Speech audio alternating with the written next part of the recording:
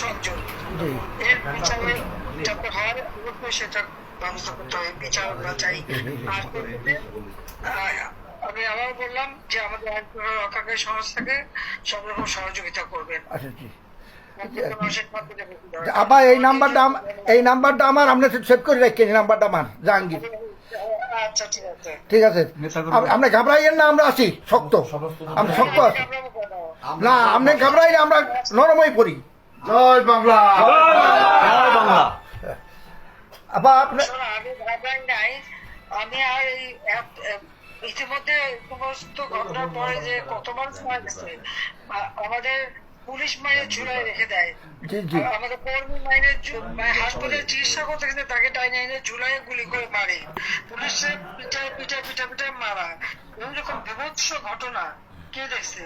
আর যতগুলি আমি দেখলাম মনে হলো পুলিশ গুলি করলে তো ছলা গুলি হতো, সেটা তো দেখা যাচ্ছে সব বুলেট এবং খুব কাছে থেকে পাওয়া। তাহলে আবার বোরকা পরে ছেলেরা বোরকা পরে পেয়েছে যে নেমেও মানে এই সমস্ত জঘন্য কাজ এখানে হচ্ছে। তো যাই হোক, দেশটাকে নিয়ে যে একটা খেলার মানে বস্তু পেয়ে গেছে, এই দেশে মানুষ রক্ত দিয়ে স্বাধীন করছে, তাদের মনে রাখা উচিত। আর এত উন্নতি করছে নষ্ট নয়, সেটাও তাদের বিবেচনা করা উচিত ছিল যে তারা তো নিজেই ব্যবহার করবে।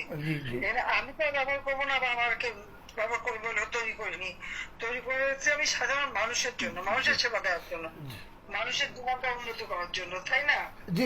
কাজে আপনারা যেভাবে আছেন বাবা মারা সবাই থাকেন, আর আপনারা 15 আগস্টটা যথাযথ মর্যাদার সাথে পালন করেন। শেখ হাসিনা ভয় নাই, রাজপথ ছাড়ি নাই। আছি হ্যাঁ ঠিক আছে, দোয়া করে নেবা। সবাই একটু সাবধানে থাকেন, এখন আর আগে বছর না জি জি জি জি আপা, ঠিক আছে, ঠিক আছে, সবাই শুভেচ্ছা দিবেন। ঠিক আছে। শেখ হাসিনা ভয় নাই, রাজপথ ছাড়ি নাই।